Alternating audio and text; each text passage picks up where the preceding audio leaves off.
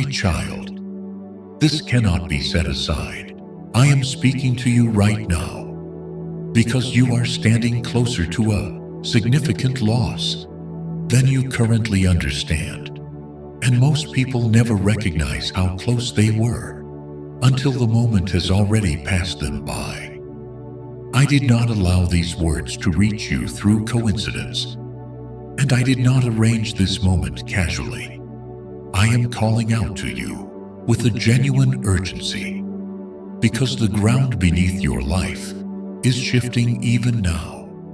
Even if your eyes cannot yet detect the movement, you feel something pressing in your chest as you receive these words, a weight that tells you this is different from the ordinary noise that fills your days.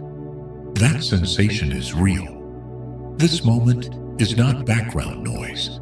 This is rescue arriving ahead of regret. This is mercy reaching toward you before the fall.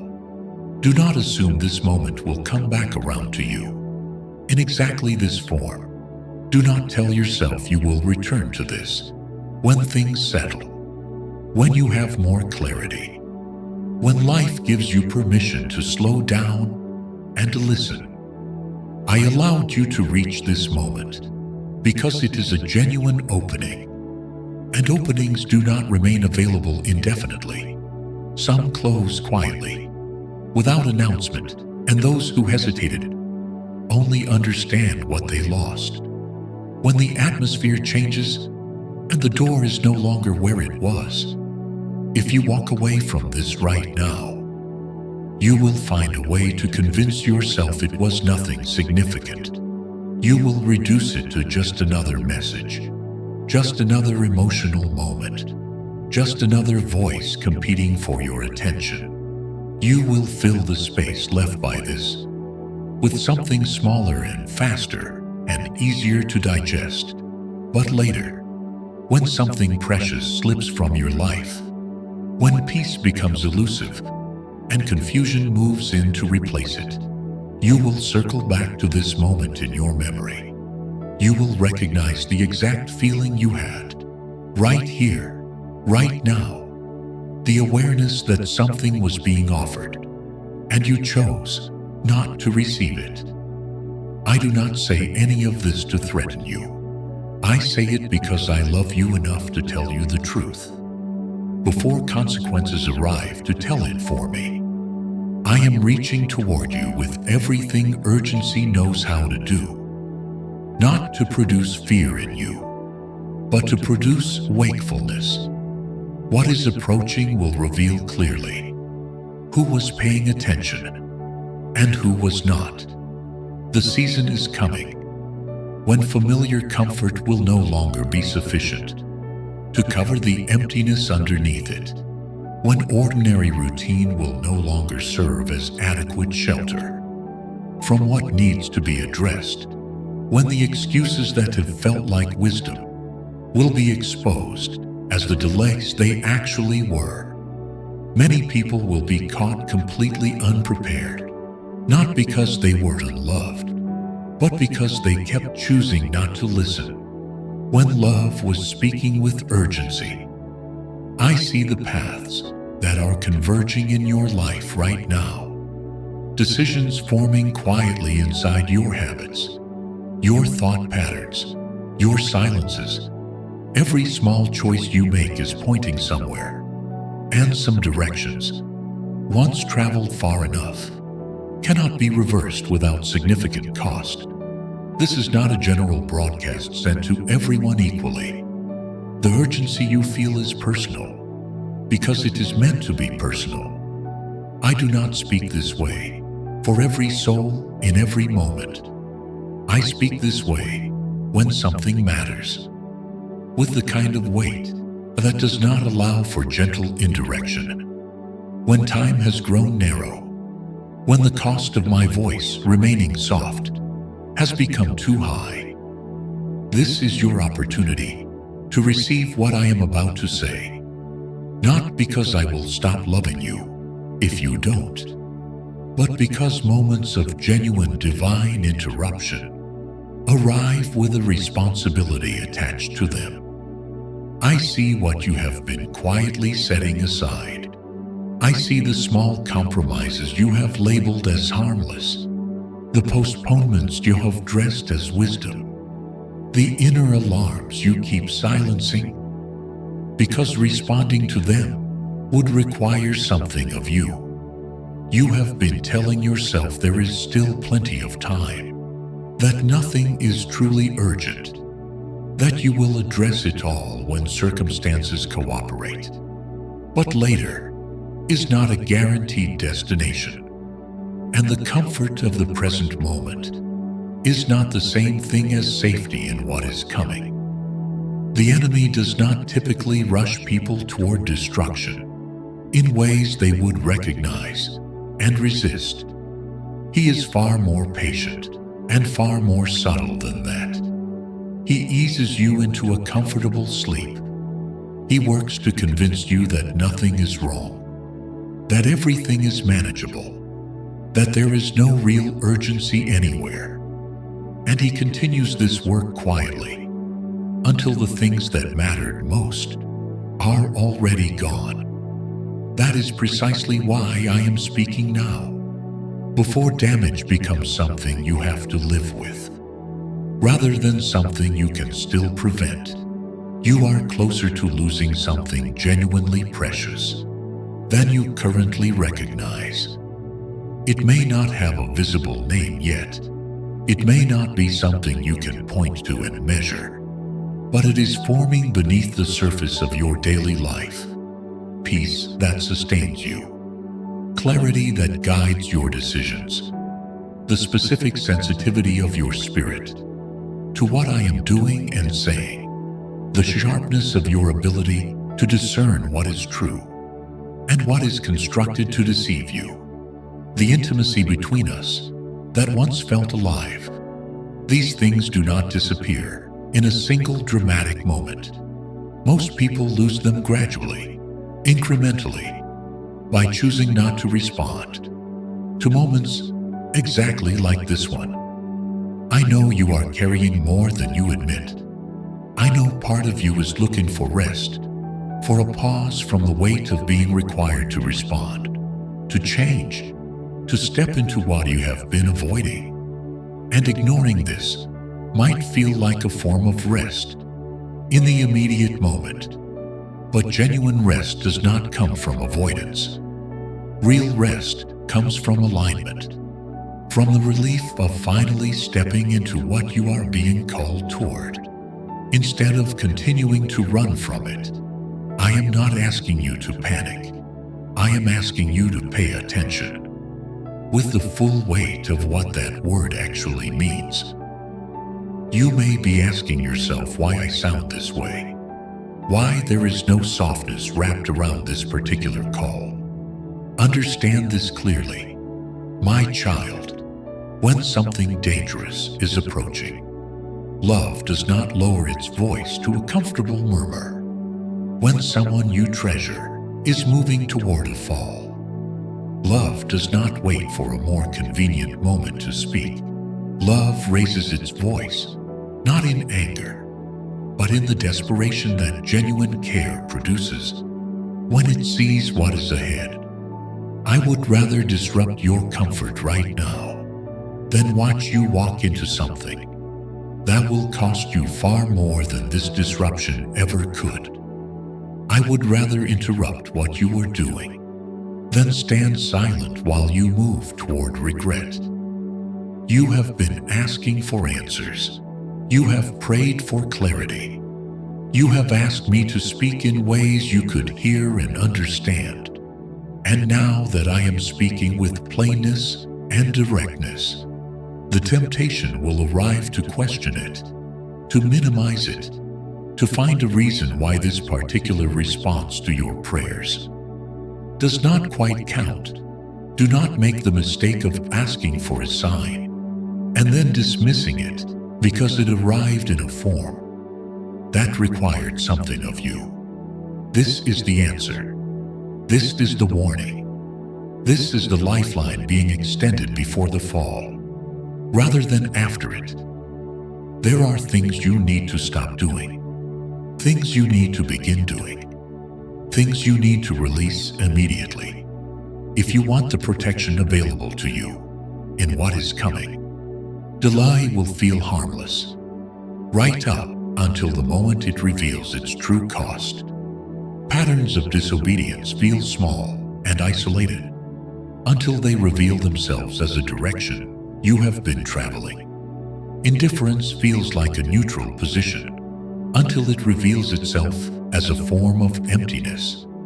I am calling you now because you still have the ability to choose differently, to turn, to realign, to step back into the safety of what I have prepared for you. If you believe He is your unfailing protector, let that truth be the ground you stand on right now. Do not assume that because nothing has visibly collapsed yet, nothing will. Many people have made that assumption and later understood the cost of it. Security that is not rooted in genuine obedience is an illusion that holds until it doesn't. Peace that is not connected to truth is fragile in ways you cannot see until the pressure arrives. I want far more for you than mere survival. I want preservation, restoration, and the full life I created you to live. But those things require listening when I speak, and they especially require listening when my voice carries urgency rather than comfort. You may notice something like fear moving through you as you receive these words. That is not from me, but the awareness beneath it, the sense that something here matters more than you had been allowing yourself to acknowledge. That is the awareness I placed in you. Let it sharpen your attention rather than freeze your movement. Let it push you toward action rather than toward the avoidance that has been your default response. I am not calling you to despair or to a spirit of heaviness. I am calling you to wake up, while waking up is still the available option. I am calling you to choose with wisdom, while that choice is still in front of you. Stay with me. Do not let anything pull your attention away from this. Do not talk yourself back into the comfortable distance. This moment was arranged with a precision that has your future involved in it. What you do with this warning will move forward in your life in ways you cannot yet see from where you are standing. I am extending this opportunity because I love you, because I see what is ahead from a vantage point you do not have access to, and because I am not willing to stay silent while there is still the possibility of a different outcome. Listen now. Pay attention now. Respond now. My child, hear me now.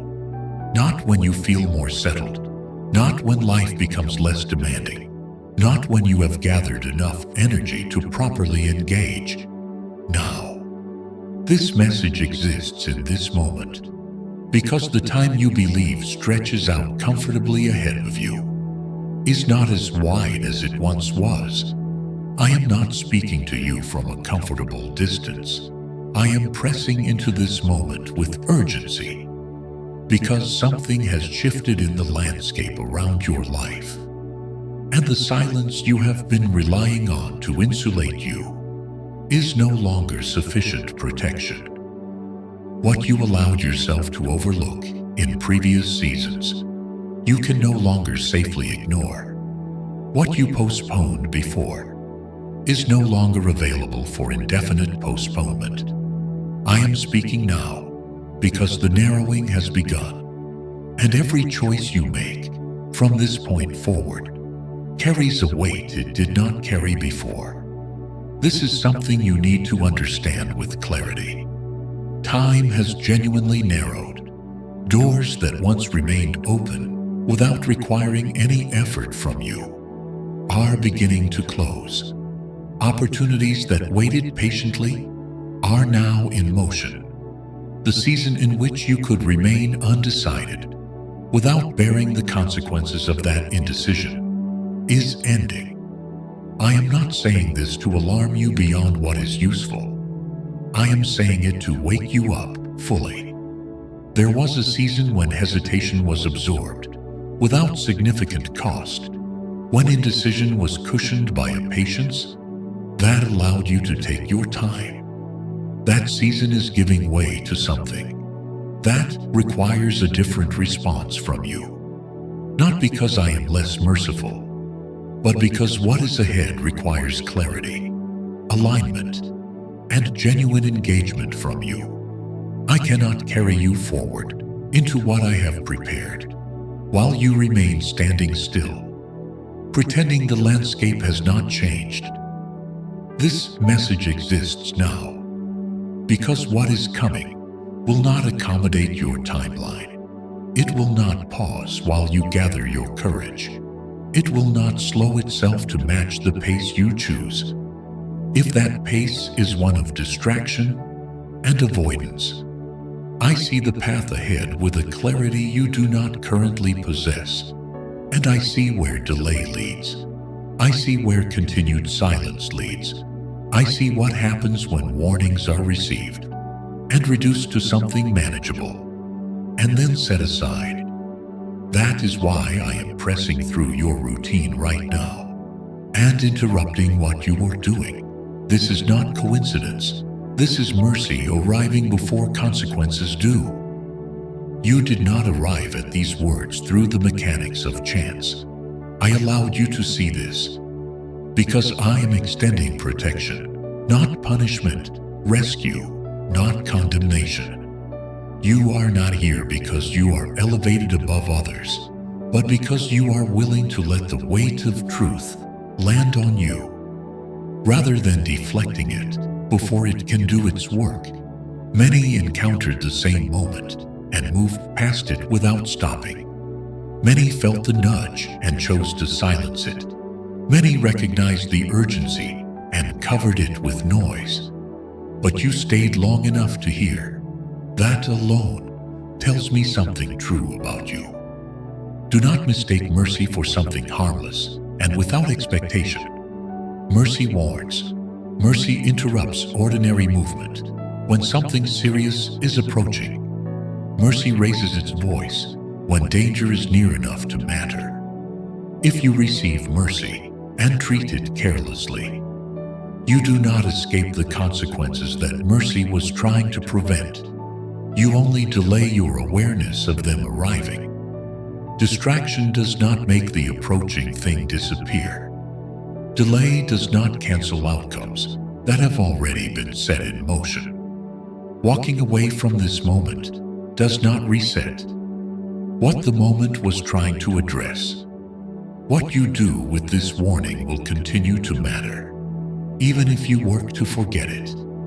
Truth has a way of returning, and it often returns at a higher cost than the original offer carried.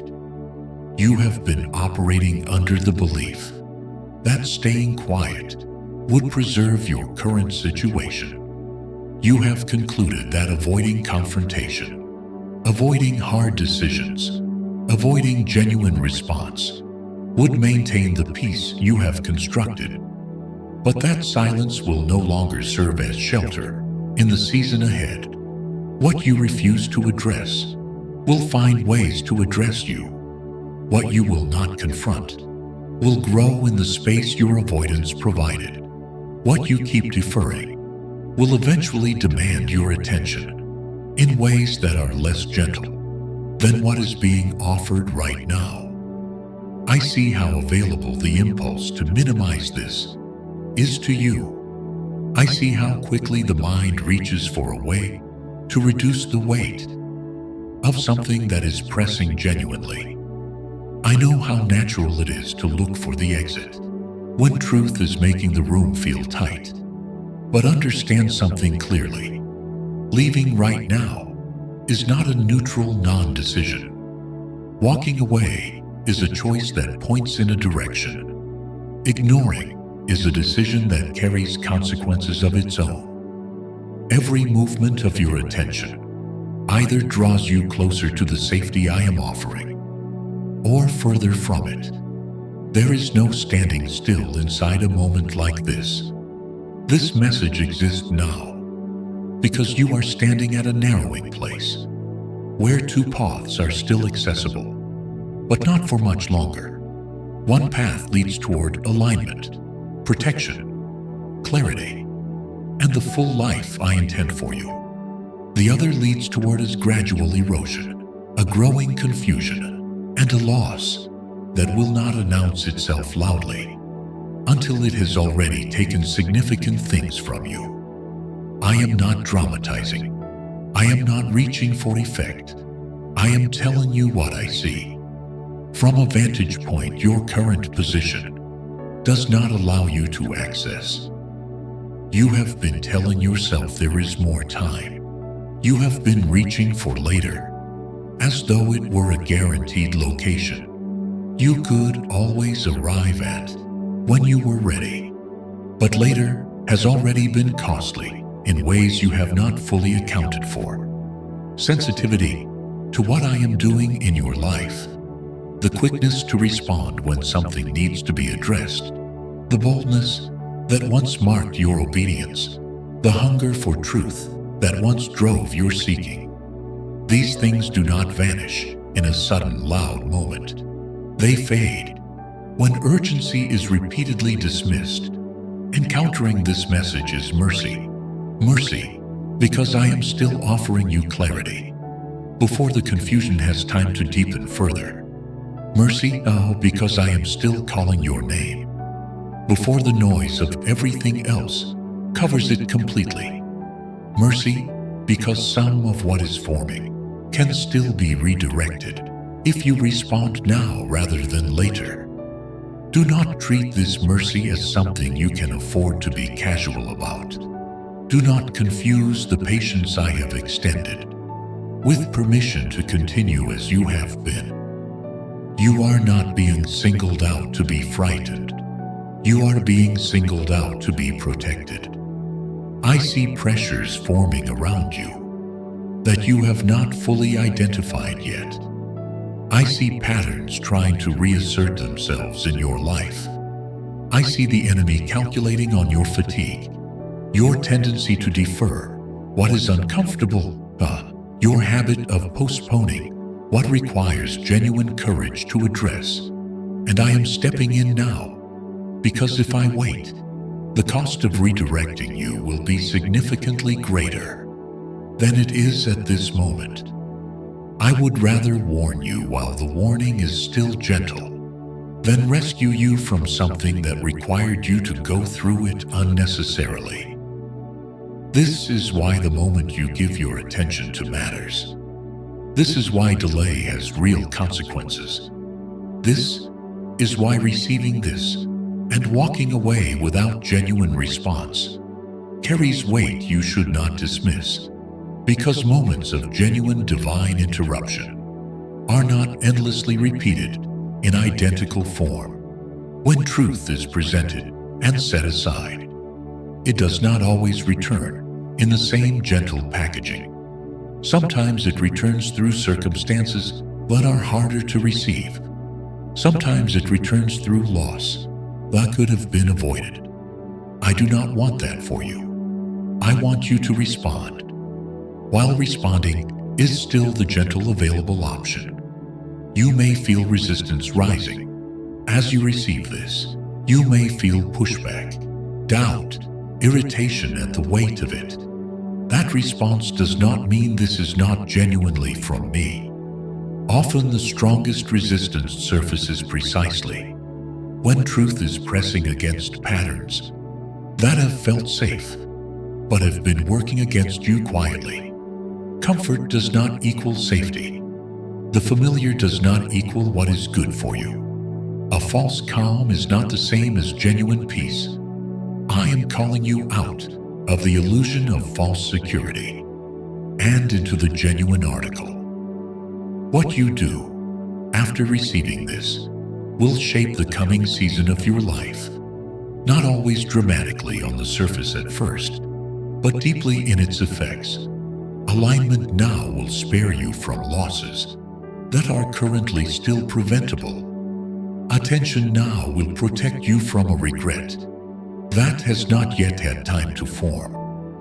I am not asking for perfection from you. I am asking for response. I am not demanding that you arrive with everything figured out. I am asking that you trust me enough to stay present, to truly listen, to not turn away when it matters most. This message exists now because the hour requires it. The narrowing is real. The margins are genuinely shrinking. The available space for continued indifference is closing. And I love you with a love that will not allow you to pass through this moment without being fully informed of what is at stake. Stay with me. Let me finish what I came to say to you. Let me guide you while the path is still visible, and while the available options are still multiple rather than few. This is rescue. This is mercy at work. And it is happening now, because now is when it still has the full range of its effect. My child, I need you to receive this with the deepest part of who you are, not just with the part that processes words. You are closer to collapse than you currently recognize. And the danger does not look like danger, because it is not loud, not dramatic, not arriving with any announcement. That is specifically why you have not recognized it for what it is. You are not standing at the obvious edge of something visibly destructive. You are standing in the quiet erosion that takes place when vigilance gradually relaxes and discernment slowly dulls. This is not about your physical body failing or your visible life falling apart in ways others would notice. This is about something far more subtle and ultimately far more significant. The slow weakening of your interior life. The gradual numbing of the places where you once felt things clearly. The quiet drift away from the position where you once heard me clearly and responded without prolonged negotiation. You have been assuming that because nothing appears visibly broken, everything must be functioning as it should. You wake up, you move through your routines, you meet the basic expectations of the day, and you call that stability. But stability that is not rooted in genuine alignment is far more fragile than it appears on the surface. There is a kind of peace that is not actually peace at all. It is simply the absence of conflict, because nothing meaningful is being challenged at the moment. It is the quiet that comes not from genuine health, but from the decision to stop pressing against anything that would require you to change.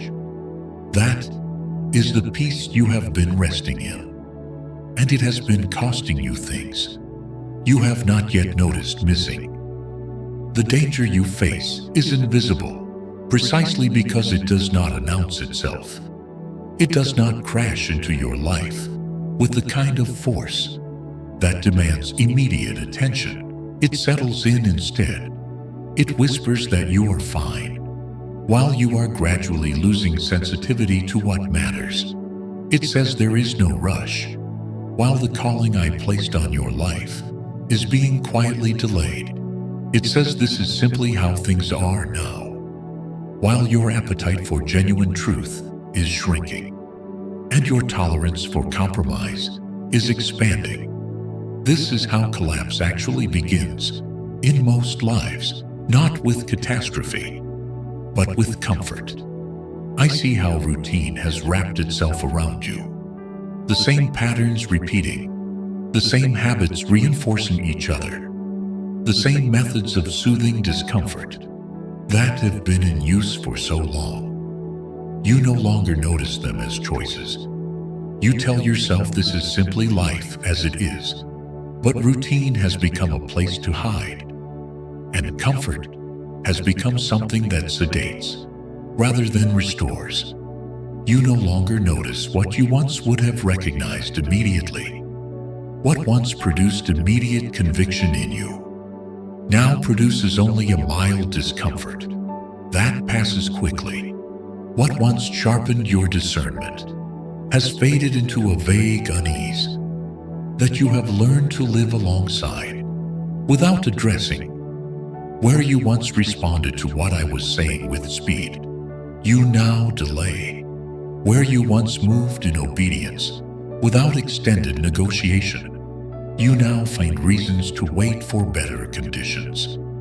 This is not the result of rebellious intention. It is the result of exhaustion being exploited by an enemy who understands perfectly how to work with fatigue. He does not require your active rebellion. He only requires your passive comfort. He does not need to drive you towards something obviously harmful. He's perfectly content to simply keep you comfortable enough to remain passive. He does not need to take everything from you at once.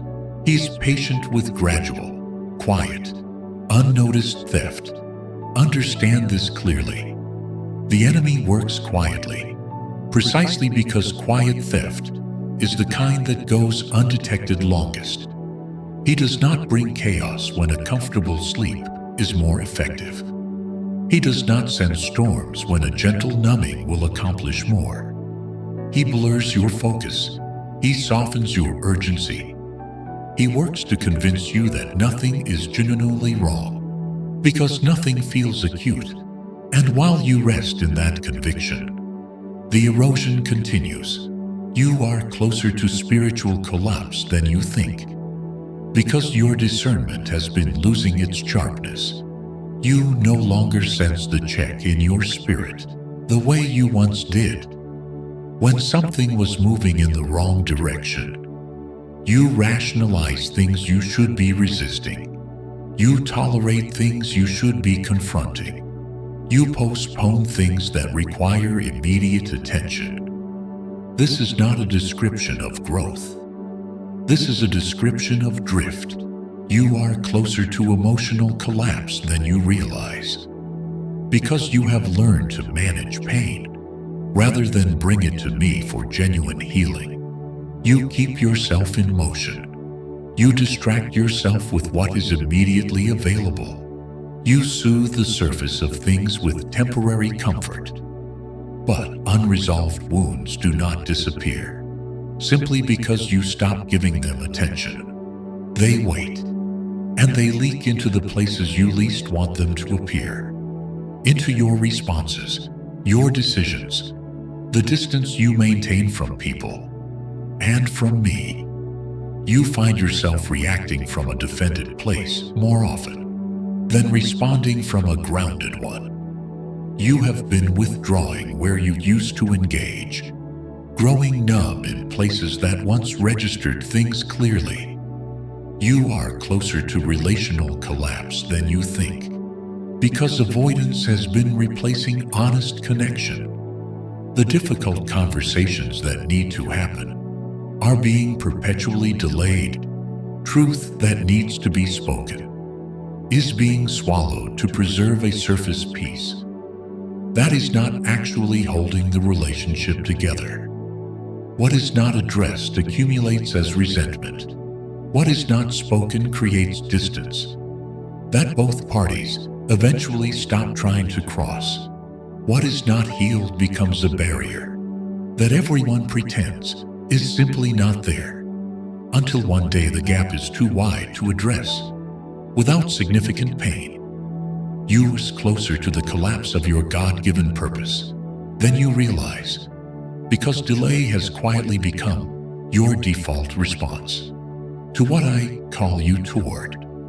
You know there are things I have been prompting you to do, steps I have been urging you toward, changes I have been calling you to make, but you keep locating your response somewhere in the future. waiting for the circumstances to be more accommodating, the feeling to be more certain, the timing to feel more natural. Meanwhile, the fire that once burned brightly in you has been losing its intensity. Passion has softened into a nostalgia for what it used to feel like. Vision has become a memory of what you once saw clearly. This is precisely how everything precious is stolen, not by force, but through the consent of ongoing inattention, not through a direct attack, but through the patient work of accumulated apathy, not through hatred, but through the slow erosion of comfort. The enemy does not require you to reject me entirely. He only needs you to keep delaying your response to what I am saying. He does not need you to turn away dramatically. He only needs you to stop moving forward. I see how you have confused calm with safety. You have interpreted the absence of visible crisis as evidence that nothing dangerous is happening. But the most significant threats are often the quietest ones. A body does not reach collapse because of a single missed thing, but because of long-term patterns of neglect that were never addressed. A structure does not fall because of a single crack, but because of an erosion that went unattended until the foundation itself was compromised. A soul does not collapse because of one decision, but because of 1,000 small compromises that were each individually justified as not worth making a significant issue of. You have adjusted to living just below the fullness I intend for you. You have accepted a version of your life that functions but does not flourish.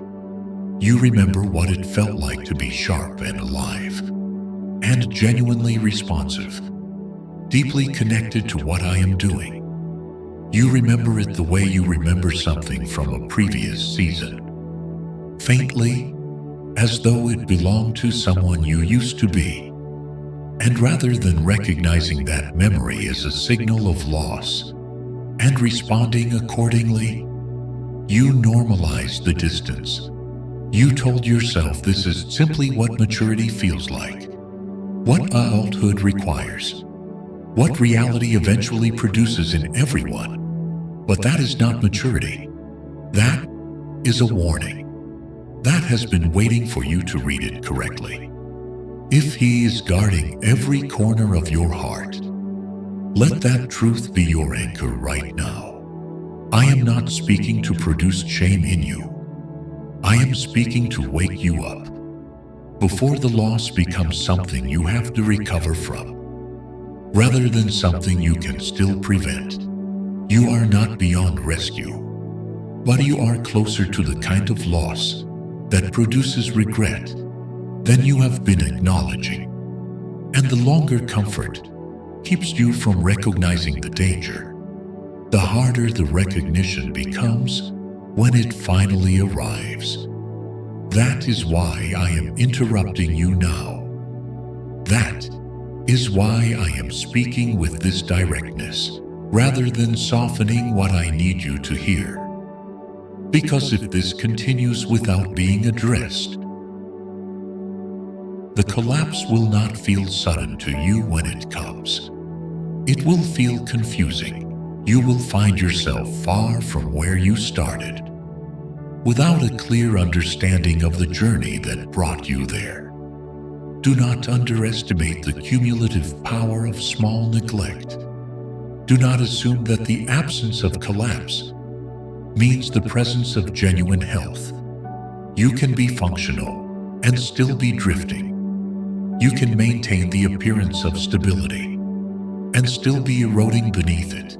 You can feel calm and still be in a genuinely dangerous position. I want you to see what is happening, while the seeing of it can still produce a change in direction. I want you to recognize the quiet strategies that have been working against you. Awareness is always the first step back toward genuine safety. Light exposes what silence hides and allows to grow unchecked.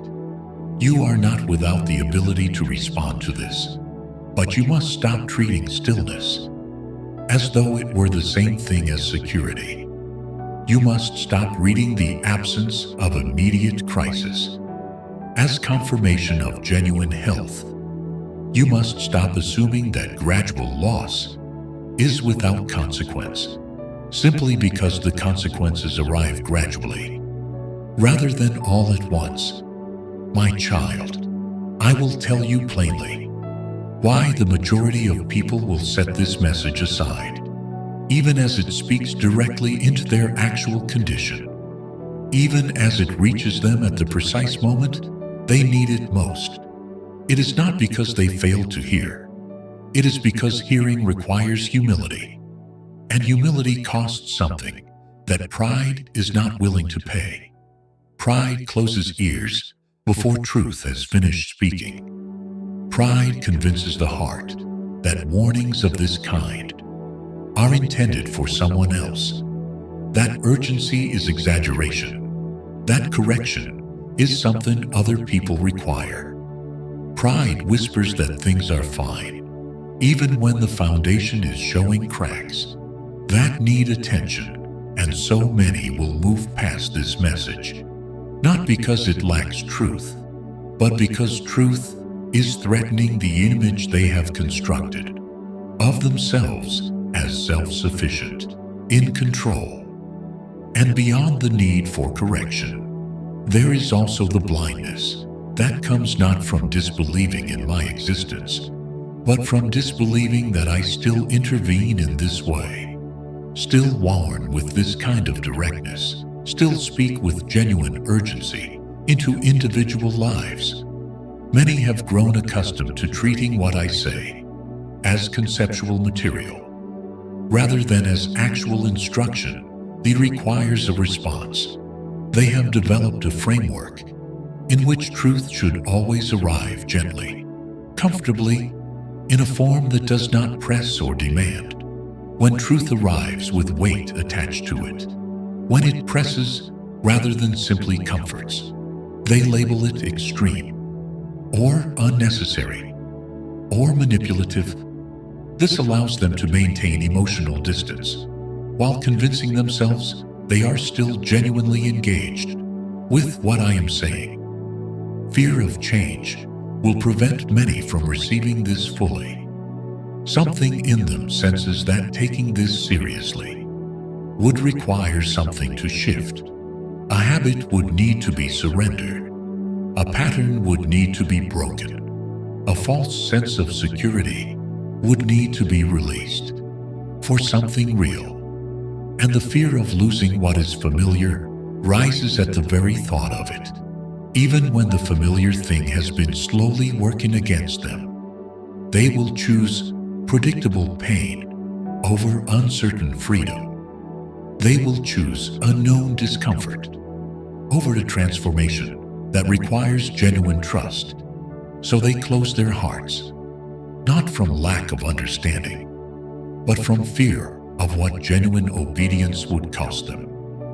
The addiction to comfort is one of the most powerful forces that keeps people from responding to genuine urgency.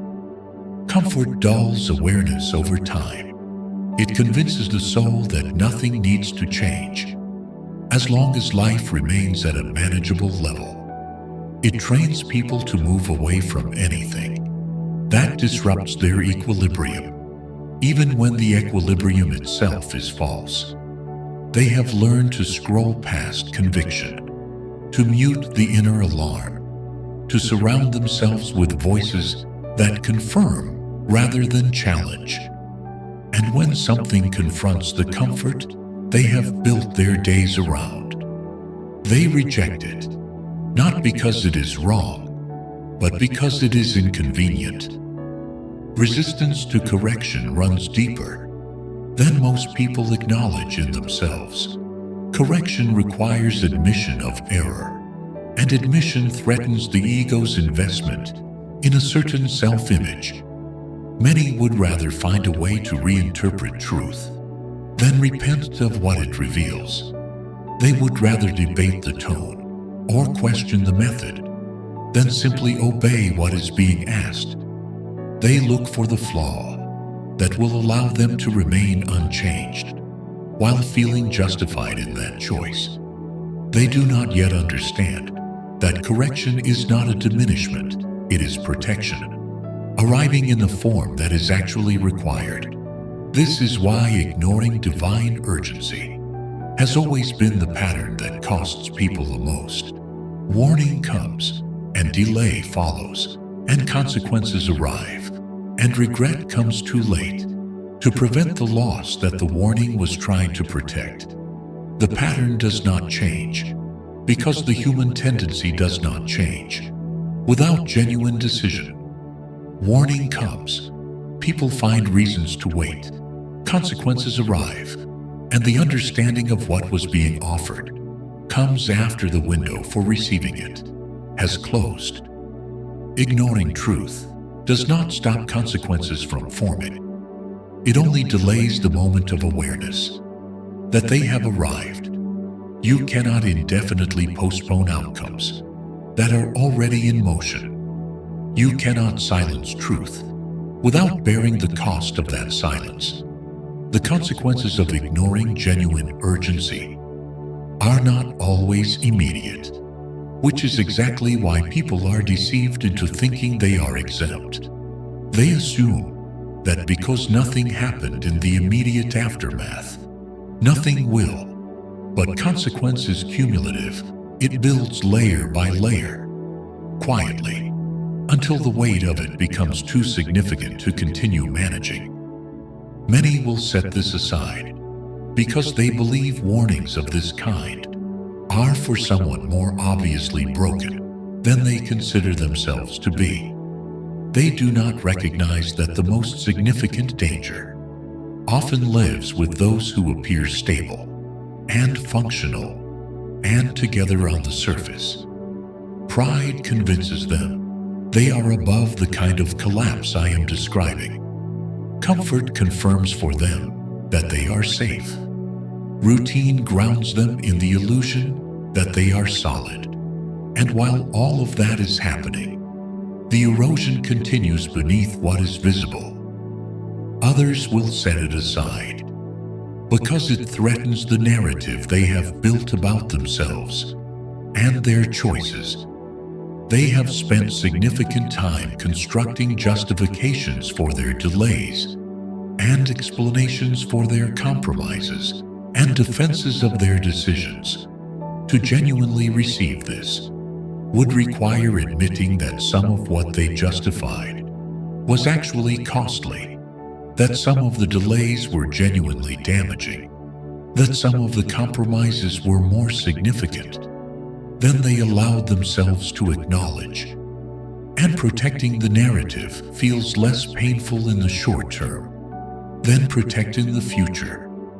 Some will set this aside because they are spiritually weary rather than physically tired. They are exhausted by introspection, exhausted by the recurring call to rise higher, exhausted by the experience of conviction.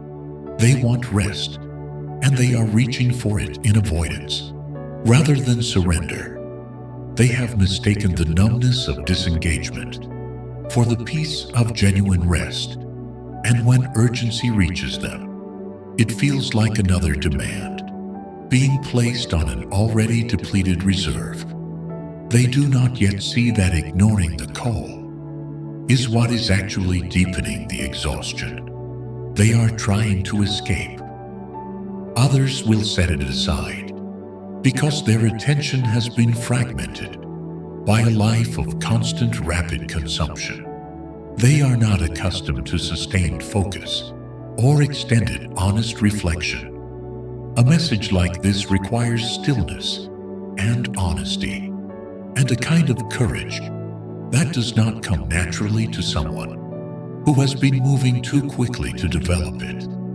Distraction provides an immediate and easy escape from all three of those requirements.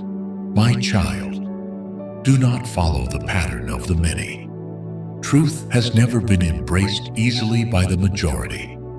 Urgency has always been the thing most readily dismissed by those whose current situation benefits from delay. Warnings have always been met with skepticism until they are confirmed by the very consequences they were designed to prevent. The fact that most will set this aside is not evidence against its truth. It is evidence of its cost. I am not asking you to judge those who choose not to receive it. I am asking you not to join them in that choice. Learn from the pattern of history. Instead of repeating it, recognize the specific traps that pride and comfort and fear and resistance lay for the people who encounter genuine urgency. Understand that truth does not reshape itself to fit human preference. It stands exactly as it is, whether it is acknowledged or not. If you believe that delay is preparation rather than denial, and that God's timing is perfect, even when it does not align with yours, let that belief be the ground you stand on, and carry this further than yourself to someone who needs to hear that the voice speaking urgently into their life right now is the voice of the one who loves them most.